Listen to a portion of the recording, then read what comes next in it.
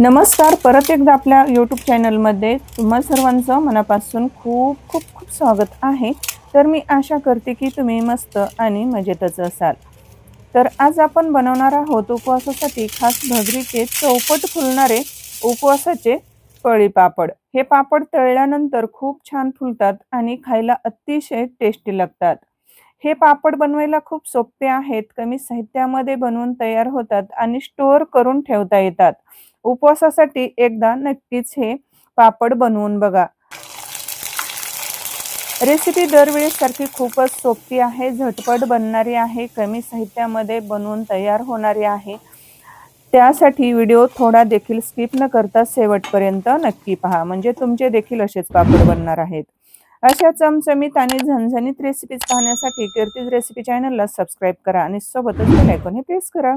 चला तर मग रेसिपीला लगेच सुरुवात करूया. इथं बघा, मी तुम्हाला आज 1 किलो प्रमाणामध्ये भगरीचे पापड बनवून दाखवणार आहे. इथं मी 1 किलो भगर घेतलेली आहे. अर्ध्या-अर्ध्या किलोचे 2 पॅकेट आहेत. आता हे भगरीचे आपल्याला पॅकेट कट करायचे आहेत आणि एका बघा पातेल्यामध्ये किंवा एखाद्या भांड्यामध्ये, टोपल्यामध्ये तुम्ही ही भगर काढून घेऊ शकता. इथं मी पातेलं घेतलेलं आहे आणि ही भगर आपल्याला काय करायची आहे, जवळपास 2 ते 3 पाण्याने खळखळ अशी आपल्याला धुवून घ्यायची आहे. आणि भगर घेत असताना आपल्याला पॅकिंगचे जे पॅकेटमध्ये आपल्याला भगरीचे जे पॅकेट मिळतात की नाही, तर तेच आपल्याला वापरायचे आहे.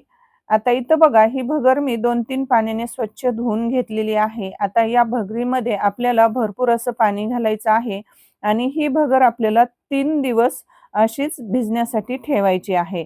भरपूर असं पाणी ओतलेलं आहे, ताट झाकायचं आणि 3 दिवसासाठी ही भगर आपल्याला अशीच भिजत ठेवायची आहे. तर चला भेटूयात 3 दिवसानंतर. आता इथं 3 दिवस झालेले आहेत. भगर आपली चांगली भिजलेली आहे. वरती बघा असे थोडेसा फेस आल्यासारखा बुडबुडे पाण्यावरती दिसतात. आता हे भगर आपल्याला काय करायची आहे, स्वच्छ अशी धुवून घ्यायची आहे. पण मी तुम्हाला दाखवते अगोदर, आपण ही भगर 3 दिवस पाण्यामध्ये ठेवलेली आहे. तर ही भगर इतकी छान अशी भिजलेली आहे. तर ही भगर आपल्याला आता ह्याच्यावरचं पाणी निथळून घ्यायचं आणि 2-3 पाण्याने ही भगर धुवून घ्यायची आहे. बघा, हातावरती भगर आपण अशी दाबली की त्याचं आपोआप पीठ होतं. आता ही भगर बघा 2-3 पाण्याने धुवून घेतलेली आहे. आता इथं आपल्याला घ्यायचं आहे एक मिक्सरचं भांडं. मिक्सरच्या भांड्यामध्ये ही भगर काढून घ्यायची आहे. आपल्याला जवळपास 3-4 चमचे काढून घ्यायची आहे आणि याच्यामध्ये थोडंसं पाणी घालायचं. आता भगर आपल्याला पूर्ण ही मिक्सरला वाटून घ्यायची आहे, बारीक करून घ्यायची आहे. तर त्याच्यासाठी पाणी किती लागणार आहे हे आपल्याला आठवणीत ठेवायचं आहे. आता बघा, थोडंसं पाणी घातलेलं आहे भगरीमध्ये आणि मिक्सरला वाटून घेतलेलं आहे. पटकन ही भगरीची अशी एकदम बारीक प्युरी बनवून तयार होते. ही भगर बारीक व्हायला काही जास्त वेळ लागत नाही. अगदी 5 मिनिटामध्ये बघा, 1 किलो भगरीचं जे मिश्रण आहे, तर हे 5 मिनिटामध्ये मिक्सरमध्ये बारीक करून झालेलं आहे. आता ही भगर बारीक करण्यासाठी बघा, मला पाणी किती लागलेलं आहे, तर मी जवळपास इथं 1 तांब्या पाणी मला लागलेलं आहे. आता इथं आपली भगर किती आहे, आता ही 1 किलो भगर आहे. तर ती आपल्याला एका भांड्याने मोजून घ्यायची आहे. तर ती एका मी डब्याने, कुकरच्या मोठ्या डब्यानं मोजून घेतलेली होती. तर त्याच डब्याने आपल्याला 10 पटीने पाणी ओतायचं आहे आणि भगर बारीक करण्यासाठी मला जवळपास 1 तांब्या म्हणजे अर्धा डब्बा लागलेला होता. तर मी आधण ठेवण्यासाठी 9.5 डब्बे ठेवलेला आहे. त्याच्यामध्ये आपल्याला थोडंसं चवीनुसार मीठ घालायचं आहे आणि इथं मोठं पातेलं घ्यायचं आहे आणि खळखळ अशी उकळी आली, की नंतर आपल्याला एका चमच्याने काय करायचं आहे, हे असं मिश्रण हलवत राहायचं आहे आणि एका हाताने आपल्याला हे मिश्रण याच्यामध्ये ओतायचं आहे. याच्यामध्ये गुठळी अजिबात होत नाही आणि एक लक्षात ठेवायचं आहे, आपण जे आधण ठेवतो की नाही, तर त्या आधणामध्ये आपल्याला जवळपास 1 जग भरून पाणी जास्तीचं ठेवायचं आहे आणि जास्तीचं पाणी 10 पटीने पाणी काढून, म्हणजे 10 पटीने पाणी ठेवायचं आहे आधण आणि त्याच्यावरती आपल्याला 1 तांब्या किंवा 1 जग जास्तीचं ठेवायचं आहे. उकळी आली की ते पाणी आपल्याला काढून घ्यायचं आहे, जे जास्तीचं ठेवलेलं होतं तेवढं. बघा, हे भगरीचं जे मिश्रण आहे याच्यामध्ये ओतलेलं आहे आणि हे सतत चमच्याने हलवत राहायचं आहे. सतत चमच्याने हलवत राहिलं की याच्यामध्ये अजिबात मिश्रणाची गोटोळी बनत नाही. आणि तुम्हाला हे मिश्रण जास्त घट्ट वाटलं की काय करायचं, उरलेलं जे पाणी होतं आपण काढून ठेवलेलं होतं, तर ते पाणी आपल्याला याच्यामध्ये थोडं-थोडं ॲड करायचं आहे.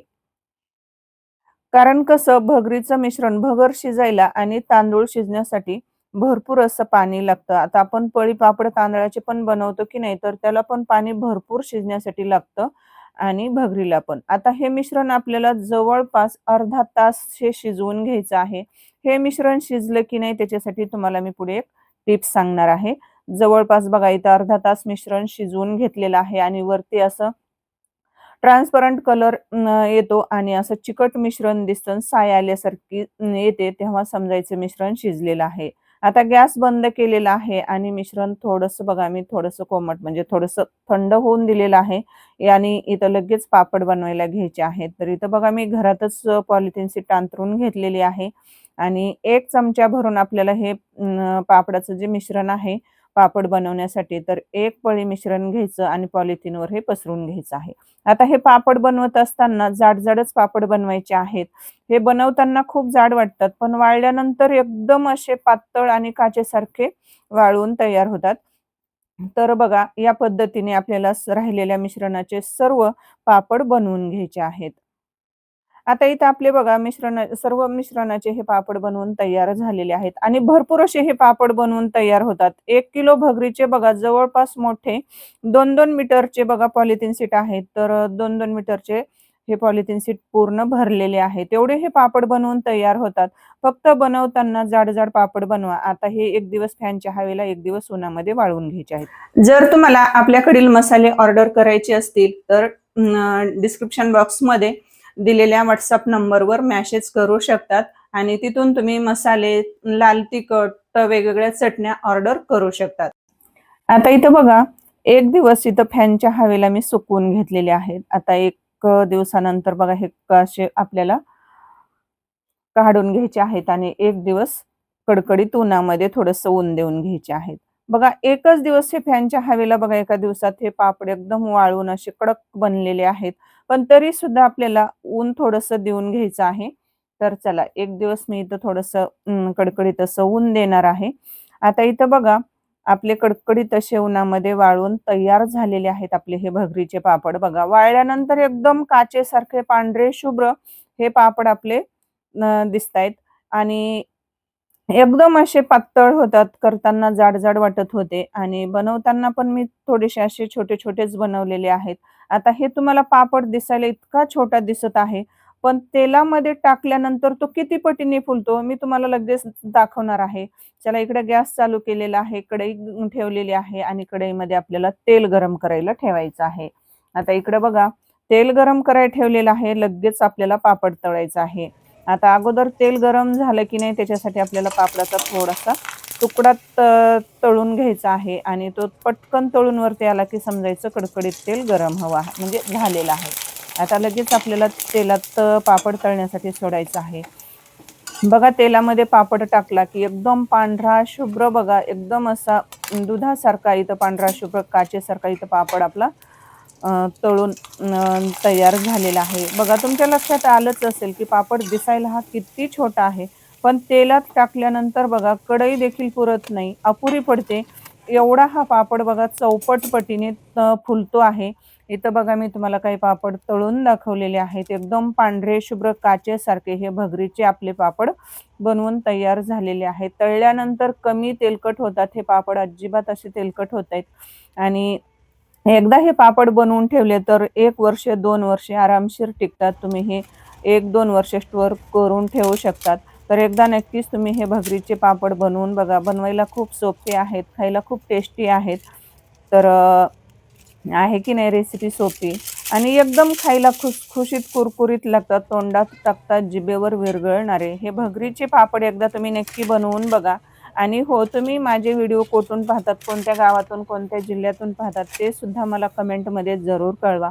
आणि जर तुमच्या काही प्रतिक्रिया असतील तर त्या सुद्धा मला कमेंटमध्ये जरूर कळवा. आणि तुम्ही बनवलेले भगरीचे पापड कसे झाले ते सुद्धा मला कमेंटमध्ये नक्की कळवा. तर आजचा व्हिडिओ तुम्हाला कसा वाटला मला नक्की कमेंट करून सांगा. आजचा व्हिडिओ थोडा देखील जर आवडला असेल तर प्लीज एक लाईक करा, जास्तीत जास्त शेअर करा आणि आपल्या कीर्तीज रेसिपी चॅनलला जर तुम्ही सबस्क्राईब केलं नसेल तर पटकन सबस्क्राईब करा आणि नवनवीन अपडेट्ससाठी चॅनलला सबस्क्राईब करून साईडची बेल वाजवायला अजिबात विसरू नका. तर भेटूयात अशाच एका छानशा आणि सोप्या रेसिपीमध्ये. तोपर्यंत स्वस्त खा आणि मस्त रहा.